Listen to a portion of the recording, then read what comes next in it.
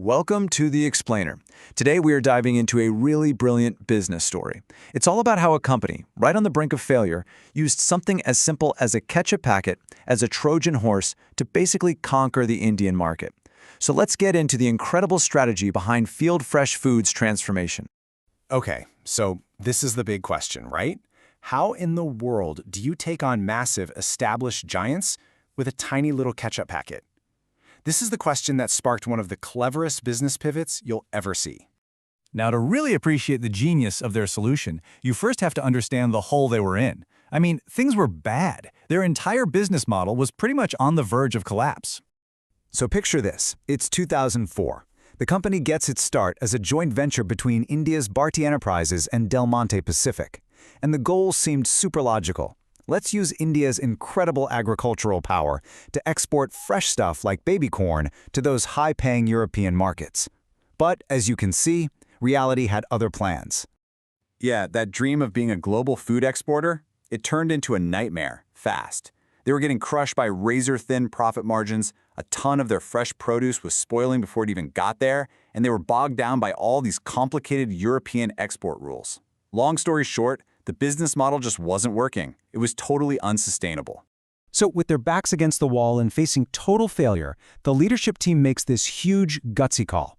They decided to just abandon the export idea and turn their focus inward to the massive Indian domestic market. And what they did next was this brilliant three-part playbook that completely changed their future. All right, so their playbook was basically a three-part masterstroke. First, they had the Trojan Horse model to get their foot in the door. Second, they focused on premiumization to avoid getting into a street fight with the big guys. And third, they went digital first to find their absolute perfect customer. Let's break down each one. So, that first move, it was absolutely critical. See, instead of starting a huge, ridiculously expensive advertising war against the brands that were already household names, they took a much sneakier and way more effective route, a B2B2C approach. And this, right here, became their Trojan horse. So how'd it work? It's actually genius in its simplicity. They just partnered with businesses that already had millions of customers walking through their doors. By becoming the exclusive ketchup supplier for giants like Domino's, Subway, KFC, and even airlines like Indigo, they put their product directly into the hands of consumers, millions and millions of times a day. And the scale here, I mean, it is just mind-boggling. This wasn't just about selling ketchup. It was about sampling on a massive, massive scale. Over 810 million ketchup packets a year. Think about that for a second. That's 810 million paid product trials, building brand familiarity without spending a single dime on traditional TV ads. Just brilliant. All right, on to part 2 of the playbook. Now that they had their foot in the door, they had to decide where to actually compete, and they wisely chose to stay out of the bloody red ocean, where everyone is fighting over the same customers, and instead they created their own calm, uncontested blue ocean.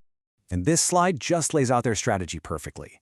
So while competitors like Kissan and Maggi were battling it out over standard sweet tomato ketchup, Del Monte just sidestepped them. They introduced premium gourmet products, things like eggless mayonnaise, high-quality durum wheat pasta, imported olive oil. They were targeting a completely new customer, the growing urban middle class that was starting to crave international flavors. The final piece of the puzzle was how to reach these new, specific customers. Again, they completely skipped the old, expensive playbook of TV commercials. Instead, they went straight to where their audience was already hanging out, online. They focused all their marketing on digital platforms, they partnered with home chefs and food influencers, and they spoke directly to, quote, food enthusiasts. And this dramatically lowered the cost of getting a new customer. So, there you have it, the three-part strategy. The Trojan Horse, the Blue Ocean portfolio, and the digital engagement. Sounds great on paper, right? But did it actually work? Let's look at the scorecard and see what the numbers tell us. And wow, the numbers really do tell the story. The pivot wasn't just a success, it was a home run. They built a brand that's now doing around $62 million a year in revenue. They've got a distribution network in over 250 cities. And they became the #3 player in that super tough ketchup market. But even more importantly, they became the undisputed #1 leader in the gourmet niches they created for themselves. This chart really puts their achievement into perspective. Look, they didn't dethrone the two massive giants, Unilever's Kissan and Nestlé's Maggi.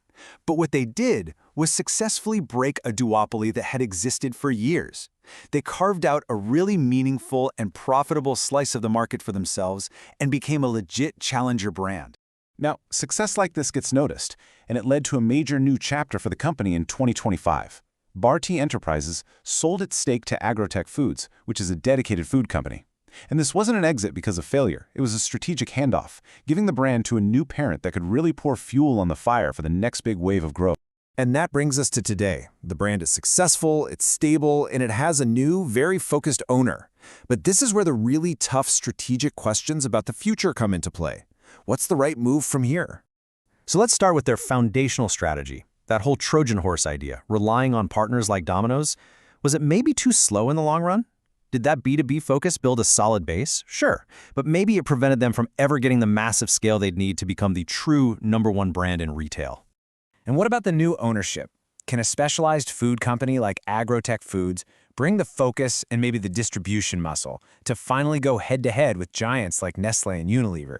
You know, do something that a big, diversified company like Barty was maybe never fully equipped to do. Which brings us to the final crucial decision, and this is where I want to hear from you. If you were in charge now, what would you do? Do you double down on the profitable premium niche strategy that got them this far? Or do you take all that cash from the new owners and launch an all-out attack on the mass market? What move would you make?